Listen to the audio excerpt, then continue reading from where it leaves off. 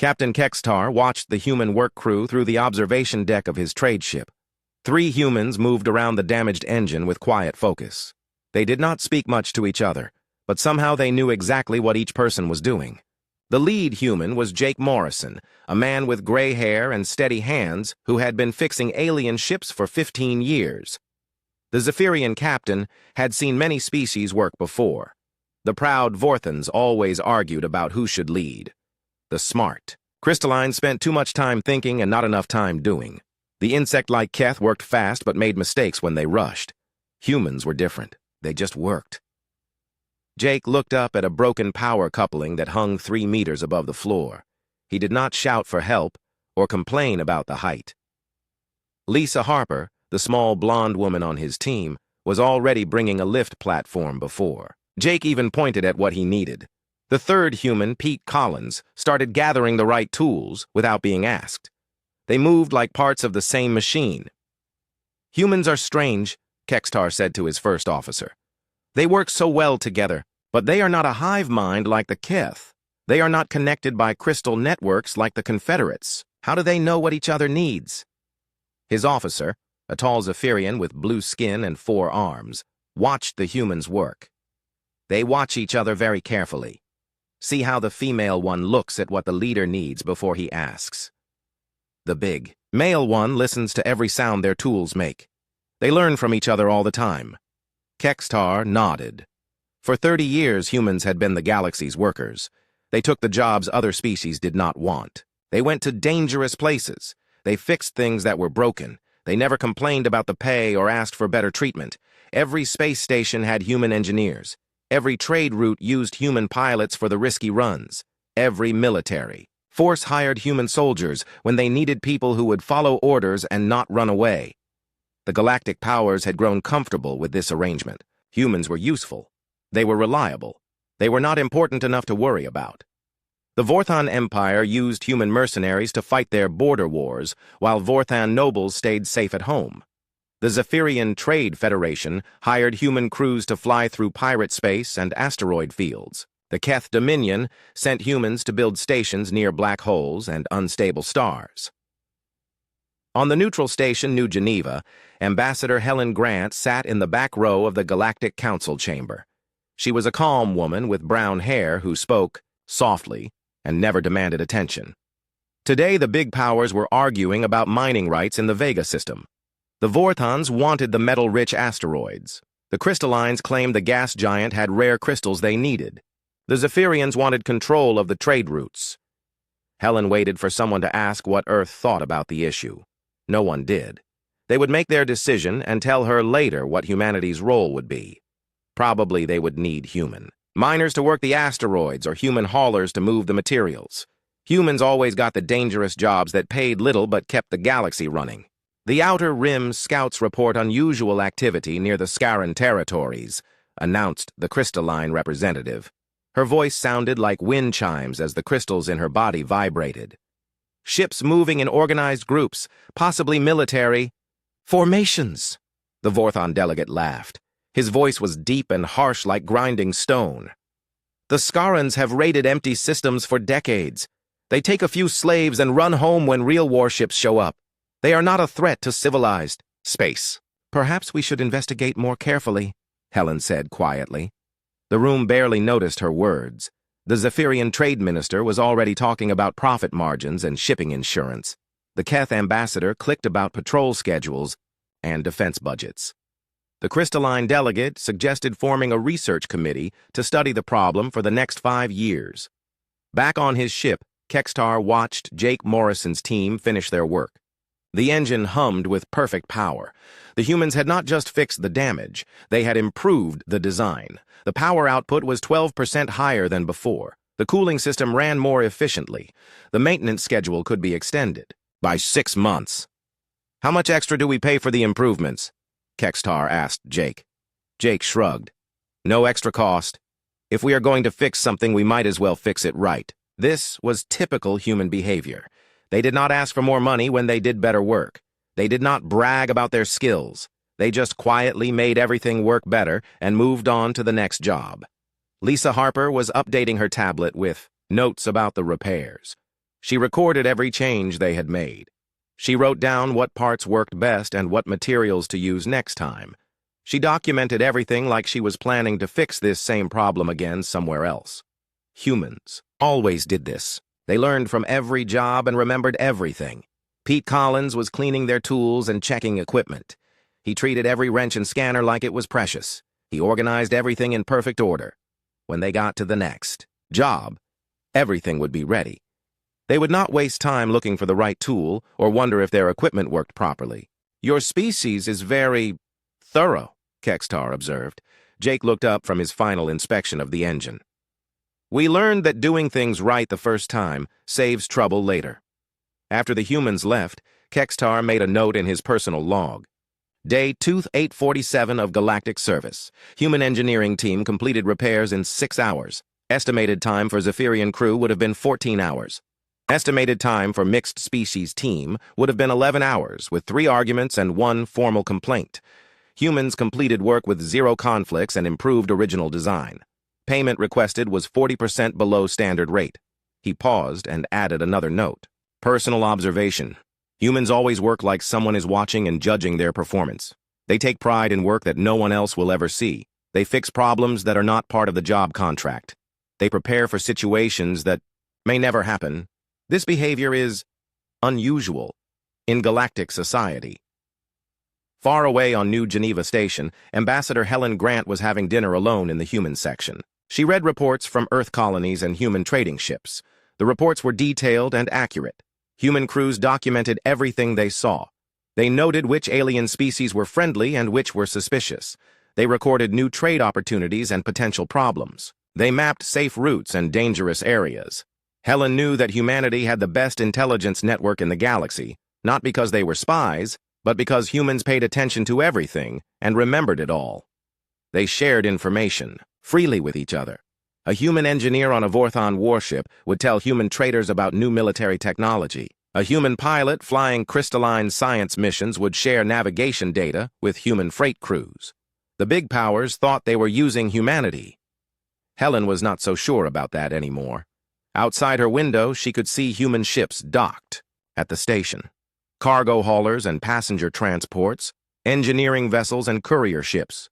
They looked plain and simple compared to the beautiful crystalline ships or the powerful Vorthon warships. But Helen knew something the other species had never bothered to learn. Human ships were built to be modified. Every human vessel had extra power connections and empty cargo spaces. Every ship carried more fuel and supplies than the minimum required.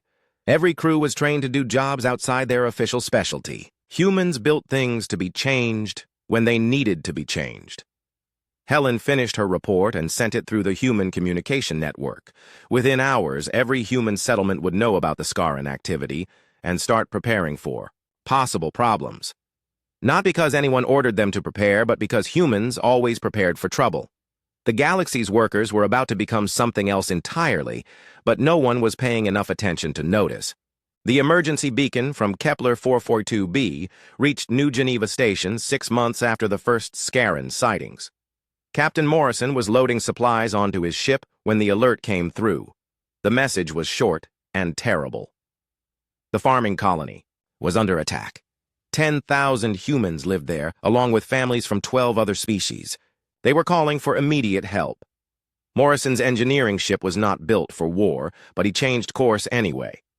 Lisa Harper worked at the navigation station, while Pete Collins checked their emergency supplies. They had responded to disasters before. Equipment failures and asteroid impacts and pirate raids. This felt different. The beacon had been broadcasting for 18 hours before going silent. 3 other human ships changed course to join them. The cargo hauler New Boston under Captain Sue Davis, the passenger transport Freedom under Captain Roy Bell, the survey ship Explorer under Captain Nancy White. None of them were warships, but they all carried human crews who knew how to handle emergencies. When they reached Kepler 442b, they found the Scaran fleet was already gone. 23 massive ships had swept through the system like a storm. They had taken what they wanted and disappeared back into deep space. What they left behind would change everything. The main colony of New Kansas was gone. Not destroyed by bombs or burned by energy weapons. Simply empty. The building stood intact, but there were no people anywhere. Morrison's team landed near the school where his friend's daughter had been teaching. The doors were open. Children's drawings still hung on the walls. Lunch was still sitting on tables in the cafeteria. Dr. Amy Rodriguez was the team's science officer. She had joined them 5 years ago when she got tired of working in safe laboratories. Amy was good at studying alien life forms and understanding how different species lived and worked. Now she was studying something that made her hands shake as she took readings. The Scarens did not just attack the colony, Amy reported to Morrison. They harvested it. Look at these drag marks in the dirt. They sorted people by size and species. They took the healthy ones first, then the children. The elderly were left behind to die slowly. Lisa Harper was checking the emergency shelters that should have protected the families during an attack. Every shelter was empty. The doors had been melted open from the outside.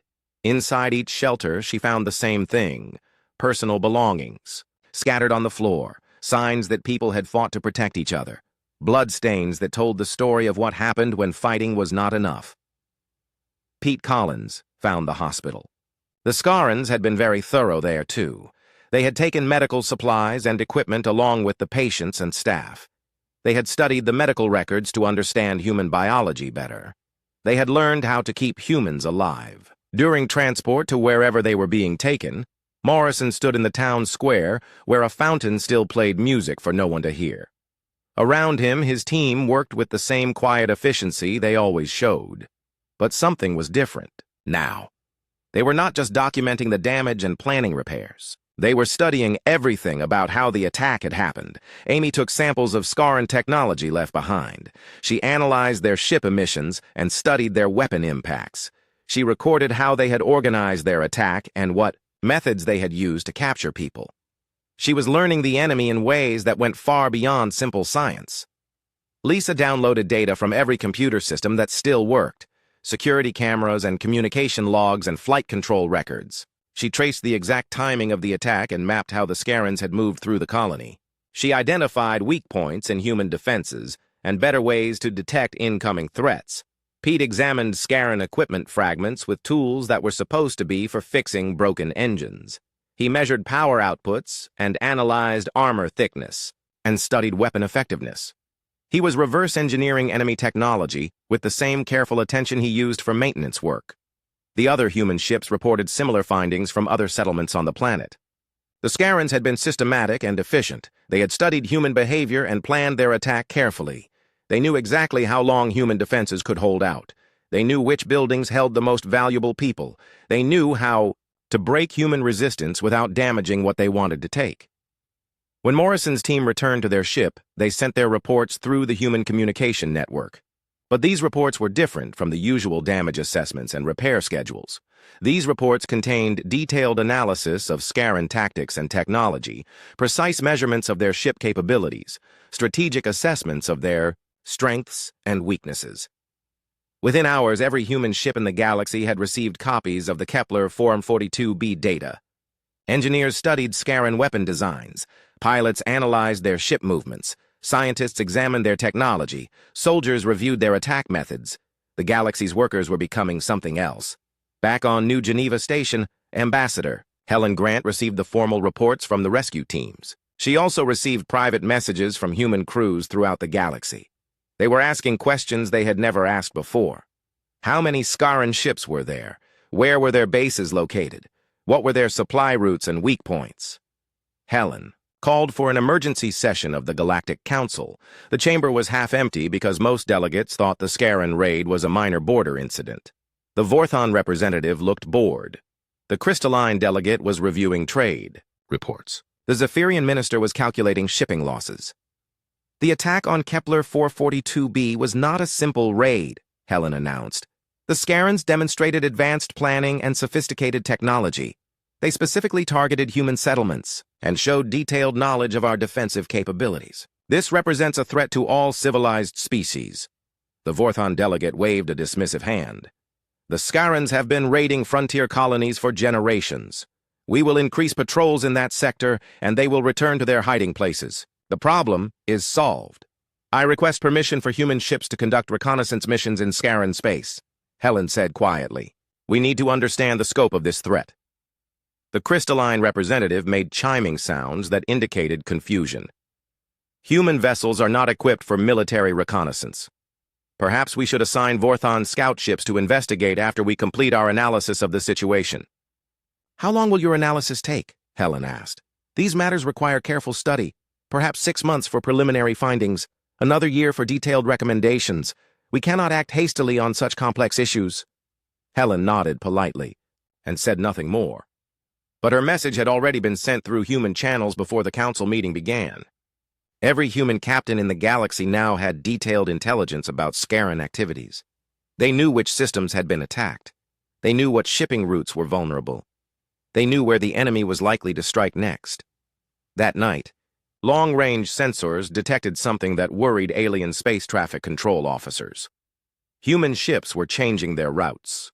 Cargo haulers were avoiding systems near Scaran space. Passenger transports were taking longer paths through safer areas. Engineering vessels were clustering around human colonies, but some human ships were not running away. Survey vessels were moving toward the outer rim where Scarans had been spotted. Communication ships were setting up relay networks in remote systems. Transport ships were carrying unusual cargo to human settlements. Morrison's team was heading back to Earth to file their official report, but they made several stops along the way. They visited human engineering crews working on alien stations. They shared technical data and discussed equipment modifications. They provided detailed specifications for new tools and weapons that had never appeared on any official requisition lists. Amy Rodriguez met with human scientists on research stations throughout the galaxy. She shared her analysis of Scaran biology and technology. She discussed methods for tracking their ships and predicting their movements. She provided samples and data that would help other researchers understand the enemy better. Lisa Harper uploaded navigation data to the Human Pilot Network. New routes that avoided Scaran patrol areas, safe harbors where human ships could refuel and repair.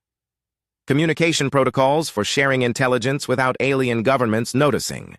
Pete Collins delivered equipment specifications to human engineering teams on military bases and industrial stations. Modifications that would make human ships faster and more maneuverable.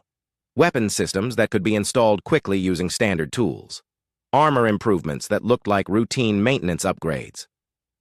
3 weeks later, Captain Kextar noticed something strange. The human engineering team that regularly serviced his ship had not shown up for their scheduled maintenance.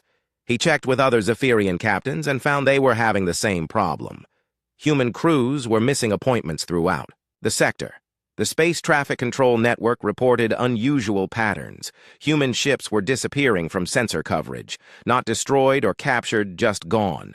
Their transponders went offline and they stopped responding to communication requests. Thousands of human vessels throughout the galaxy had simply vanished. Alien governments began. Titan Station was home to 5 million beings from 14 different species.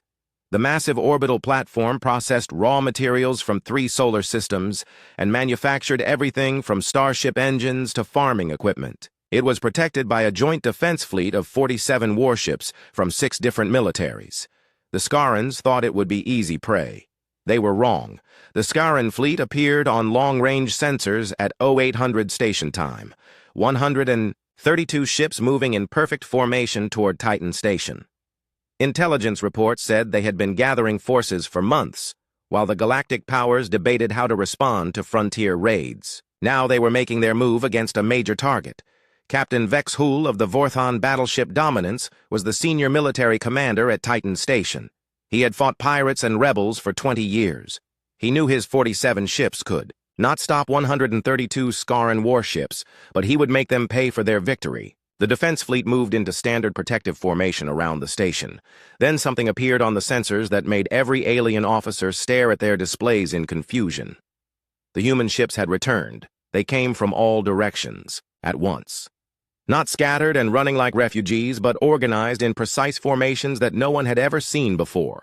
The cargo hauler New Boston now bristled with weapon mounts and sensor arrays. The passenger transport Freedom carried missile launchers where passenger lounges used to be. The survey ship Explorer moved like a predator stalking prey. Lisa Harper stood on the bridge of what used to be Morrison's engineering vessel.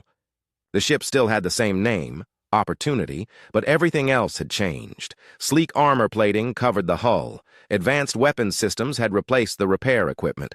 The bridge looked more like a military command center than a work. Platform, Scarran Fleet Bearing 27 Mark IV, reported the tactical officer. It was Pete Collins, but he wore a uniform that no alien had seen before. His voice was calm and professional as he read numbers from displays that showed enemy positions and weapon capabilities. Morrison sat in the captain's chair wearing insignia. That meant nothing to alien observers, but everything to human crews. He studied the tactical display with the same careful attention he once used for equipment manuals. The Scarran fleet was large and powerful, but Morrison saw it as an engineering problem that needed to be solved.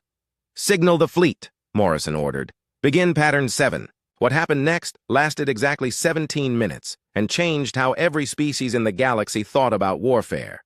The human ships did not charge at the enemy like brave warriors. They did not form defensive lines like traditional military forces. They moved like tools designed for a specific job, and that job was taking apart Scarran ships as efficiently as possible. Dr. Amy Rodriguez had spent months studying Scarran biology and technology. She had learned that their ships used a specific type of power coupling that could be overloaded with precisely calibrated electromagnetic pulses. She had discovered that their armor was strong against energy weapons, but weak against kinetic impacts at certain angles. She had mapped their command structure and identified which ships were most important to their fleet coordination. Lisa Harper had analyzed thousands of hours of sensor data from previous Scarran attacks. She knew exactly how they liked to move in battle and what tactics they used against different enemies. She had programmed targeting computers to predict their maneuvers and calculated the most effective attack patterns to disrupt their formations. Pete Collins had reverse-engineered Scarran weapons from fragments found at Kepler 442b. He understood their fire control systems and knew how to jam their sensors. He had designed countermeasures for their shields and developed ammunition that could penetrate their armor. He had turned human maintenance skills into weapons of war. The human fleet split into hunting groups that moved through the Scarran formation, like sharks through a school of fish. Each group targeted specific enemy ships based on their role in the fleet. Command ships were hit first to disrupt coordination. Supply ships were destroyed to cut off ammunition and fuel. Support vessels were eliminated to prevent repairs and reinforcements. The Scarrans tried to fight back, but their weapons could not lock onto targets that moved in patterns they had never seen before. Human ships accelerated and decelerated in ways that seemed impossible. They fired from angles that should not have been effective. They coordinated their attacks with precision that made them seem like parts of a single organism. Captain Vexhull watched from his bridge as the human fleet systematically destroyed the Scarran invasion force. His instruments recorded weapon signatures and tactical maneuvers that violated everything he thought he knew about space combat. The humans were not just winning the battle, they were demonstrating capabilities that no one had suspected they possessed. "How are they moving so fast?" his tactical officer asked. "Their engines should not be capable of those acceleration rates." "How are they coordinating their attacks so precisely?" his communications officer wondered. "They are not using any known communication protocols." "How are their weapons so effective?" his weapons officer demanded. "Those ships were civilian vessels 3 months ago." Vexhull had no answers. He was watching his understanding of military science fall apart in real time. The human ships did not just destroy their enemies. They studied them while killing them. Every shot fired provided data about Scarran shield technology. Every successful hit revealed information about their armor composition. Every destroyed ship offered intelligence about their construction, methods, and strategic capabilities. Amy Rodriguez coordinated the data collection from her position on Morrison's ship. She had teams on every human vessel recording and analyzing everything that happened during the battle. They were not just fighting the Scarrans. They were learning everything there was to know about them. "Scarran command ship attempting to withdraw," Pete Collins reported. "Shall we allow them to escape?" Morrison considered the question for exactly 3 seconds. Negative. No survivors. No intelligence returned to their command structure. The last Scarran ship died in a burst of plasma fire at Eero 817 station time. The entire battle had taken 17 minutes from first contact to complete victory. 132 enemy vessels had been reduced to debris and radiation. Not a single human ship had been destroyed. Only minor damage had been reported across the entire fleet. But the most disturbing thing for the alien observers was how the humans acted after their victory. They did not celebrate or boast about their success. They immediately began salvage operations to recover useful technology and materials. They studied the wreckage to learn more about their enemy. They prepared for the next battle with the same systematic approach they had always used for their work. Morrison opened a communication channel to Captain Vex Hull on the Dominance. Titan Station is secure. Human fleet will maintain patrol coverage until permanent defenses can be established. Please resume normal operations. Commander Morrison, Vex Hull replied. Where did your ships come from? How did you know the Scarans were coming? What happened to your vessels during the past 3 weeks? We have been preparing, Morrison answered simply. Preparing for what? For this. The communication channel closed, and the human fleet began, organizing into patrol formations around Titan Station. They moved with the same quiet efficiency they had always shown, treating the destruction of a major enemy fleet as just another job that needed to be done properly. Captain Kextar arrived at Titan Station 6 hours after the battle ended. His trade ship needed supplies and repairs, but mainly he wanted to see what had happened. The debris field stretched across thousands of kilometers of space. Salvage crews were already working to clear the shipping lanes and recover valuable materials. He docked at the station and found everything operating normally. The shops were open, the restaurants were serving meals, the maintenance crews were working on scheduled repairs. It was as if the largest space battle in recent history had never happened. But Kextar noticed changes that others might miss. The human workers moved with new confidence. They carried themselves like soldiers who had proven their worth in combat. They spoke quietly among themselves using terms and references that aliens did not understand. In the observation lounges, alien passengers and crew members watched recordings of the battle over and over again. They tried to understand how civilian ships had become instruments of war. They studied human tactics and tried to find explanations for capabilities that seemed impossible. They were not angry, one crystalline observer noted. They fought with the same calm precision they use for their regular work. They did not seem surprised by their own abilities, a Zephyrian captain added. They acted like they had been planning for this battle for years. They treated their enemies like equipment that needed to be decommissioned, a Vorthan officer said quietly. No hatred, no excitement, just professional competence applied to killing. Kextar made notes in his personal log as he watched the human crews working around the station. Day 2068 of Galactic Service. Humans have revealed military capabilities far beyond previous assessments. Question. How long have they been preparing for warfare while appearing to be civilian workers? The war that followed was not really a war at all. Wars had battles and campaigns and strategic objectives. This was something different. This was extermination carried out with the same systematic precision that humans used for engineering projects. Pete Collins commanded a hunter-killer group of 12 ships that tracked Scaran supply convoys through the Outer Rim territories. His team had spent 2 months learning enemy patrol patterns and mapping their logistics networks. They did not attack randomly or seek glorious battles. They studied their targets like maintenance problems that needed to be solved permanently. Contact bearing 097 Mark 6, reported his sensor operator. Scaran supply convoy, 4 cargo ships with 2 escort vessels. Pete examined the tactical display with the same careful attention he once used for equipment diagnostics. The convoy was carrying replacement parts and ammunition to a Scaran outpost in the Rigel sector. Intelligence reports indicated the outpost supported raiding operations against 3 human colonies and 2 alien trading stations. Analysis, Pete requested. His tactical officer, a former cargo hauler captain named Frank Stone, provided detailed information about the enemy formation. Escort ships are modified raiders with limited sensor capability. Cargo vessels are heavily loaded and slow to maneuver. Convoy will reach the hyperspace jump point in 47 minutes. Recommendations, Pete continued. Disable escorts first to prevent warning signals to the outpost. Capture cargo ships to study supply chains and identify other logistics targets. Use interrogation protocols to extract intelligence about command structure. Pete nodded and opened communication channels to his other ships. Execute Pattern 12. No survivors on military vessels. Capture cargo ship crews for intelligence extraction. The attack lasted 6 minutes and provided exactly the results Pete had planned for. The escort ships were destroyed before they could send distress signals. The cargo vessels were disabled and boarded by human marines who moved through enemy ships like they had studied the blueprints for months. Because they had. Dr. Amy Rodriguez had spent weeks analyzing captured Scaran vessels from previous encounters. She knew their internal layouts and security systems. She understood their crew organization and command protocols. She had developed detailed plans for boarding and capturing enemy ships with minimum casualties to human forces.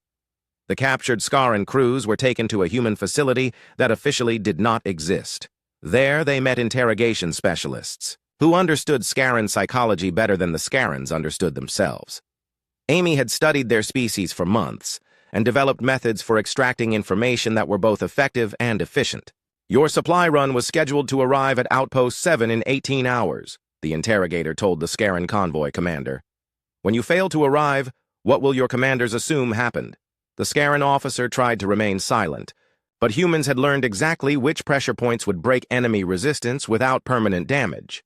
Within 2 hours, they had complete intelligence about Outpost 7, including its defensive capabilities, garrison strength, and communication schedules. More importantly, they learned about the supply network that kept the outpost operational, which worlds provided food and materials, which stations offered refueling and repairs, which bases coordinated transport and security.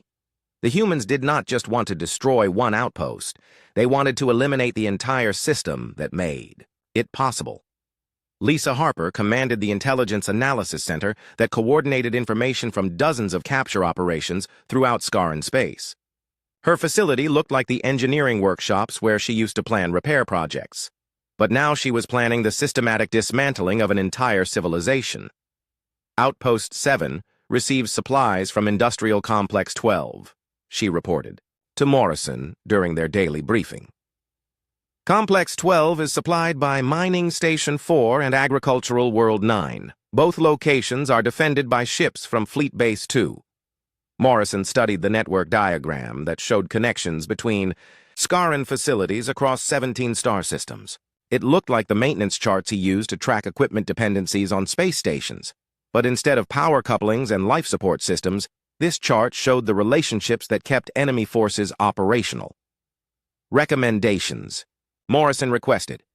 Eliminate Mining Station 4 first. Complex 12 will shut down within 6 weeks due to material shortages. Outpost 7 will be abandoned within 10 weeks.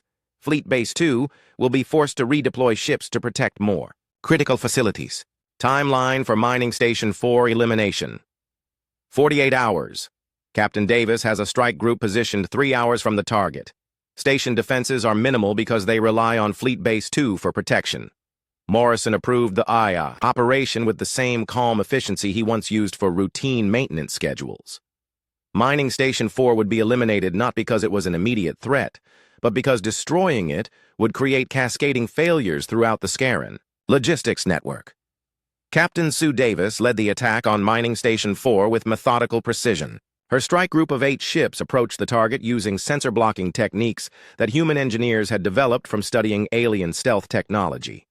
They had learned these methods not from military sources, but from analyzing how smugglers and pirates avoided detection.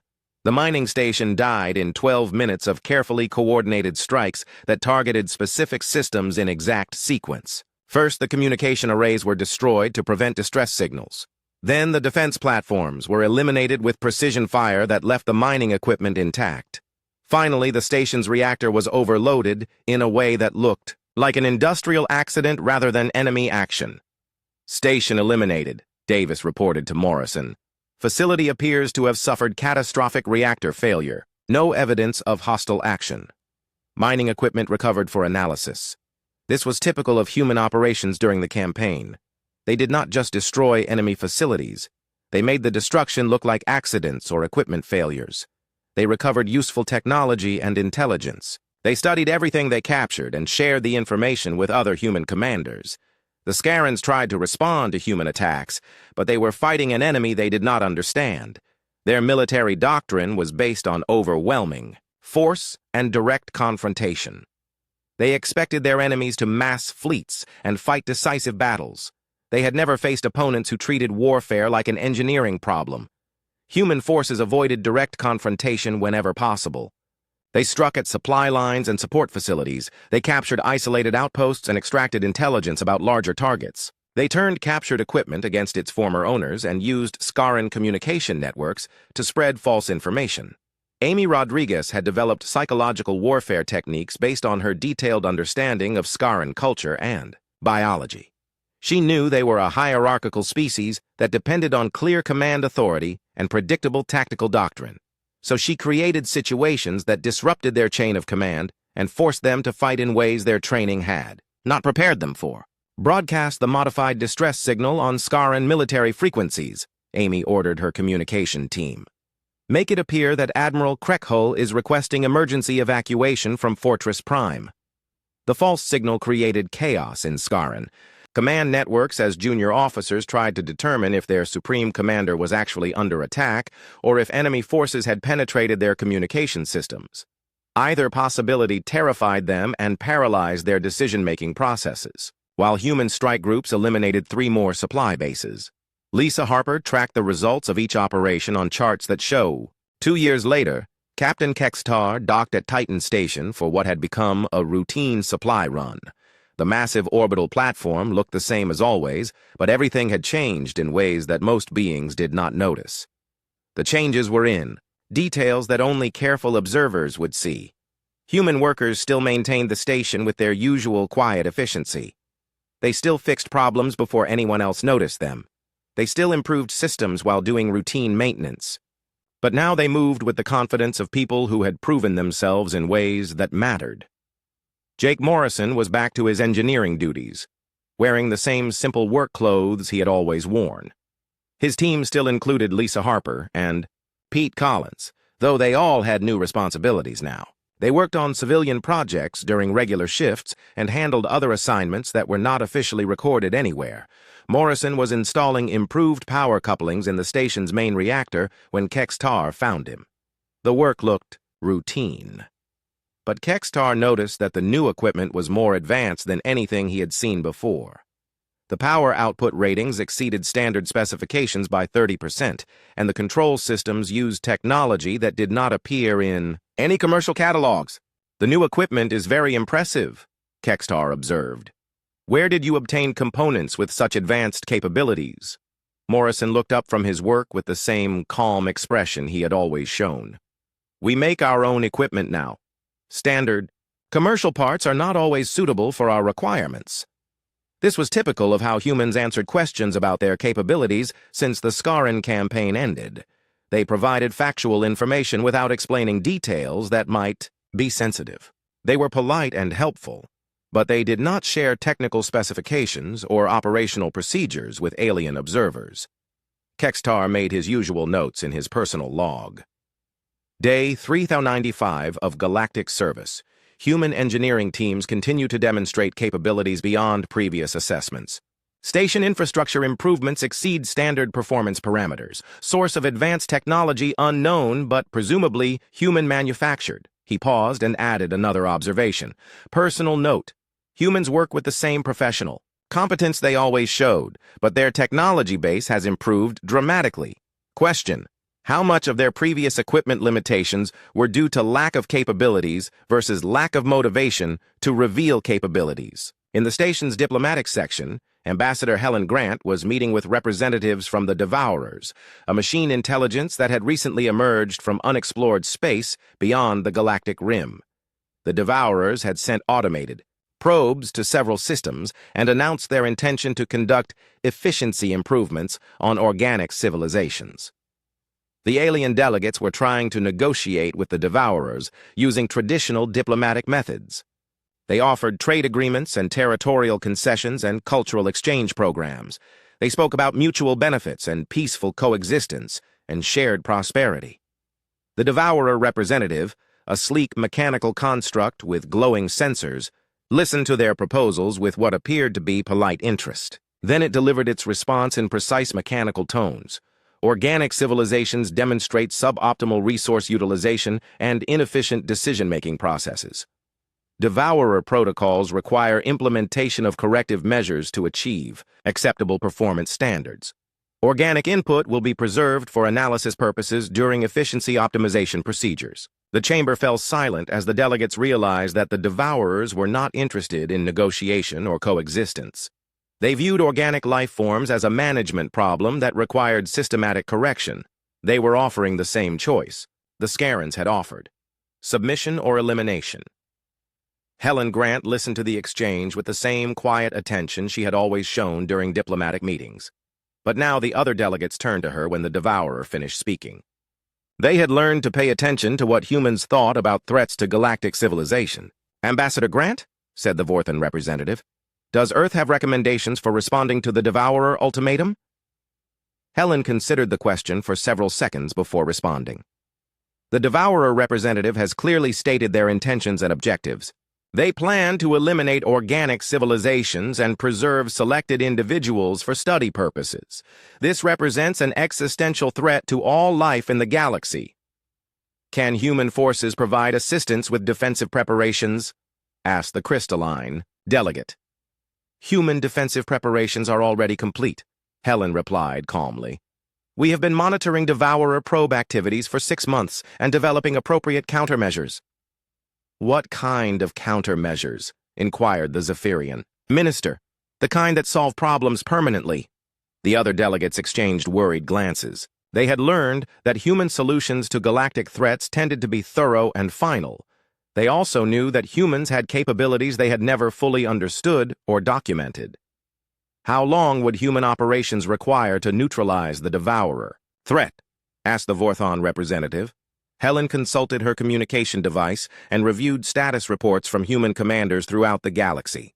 Current projections indicate complete neutralization within 14 months. This timeline assumes Devourer forces do not adapt their strategies more rapidly than our models predict. 14 months, the crystalline delegate repeated in chiming tones that indicated surprise. "Intelligence reports suggest the Devourers have thousands of ships and control dozens of star systems. How can such a large force be eliminated so quickly?" "The same way we eliminated the Scaran threat," Helen answered simply. "Systematic analysis of enemy capabilities, followed by methodical destruction of critical infrastructure and command systems." The meeting ended with the galactic powers agreeing to provide intelligence and logistical support for human operations against the Devourers. But everyone understood that this was mainly a formality. Humans would handle the problem whether they received official support or not. Later that day, Morrison received new orders through human command channels.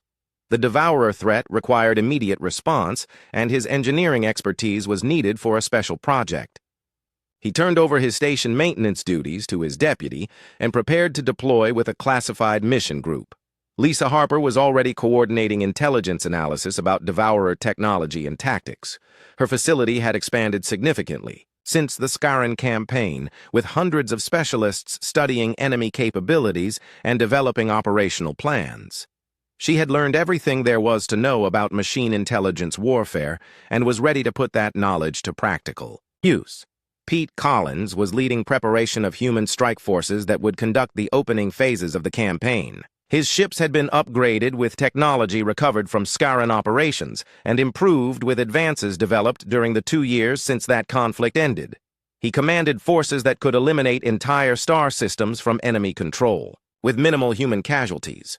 Dr. Amy Rodriguez had spent months analyzing Devourer probe data and captured technology samples. She understood their artificial intelligence architecture and had developed methods for disrupting their command networks.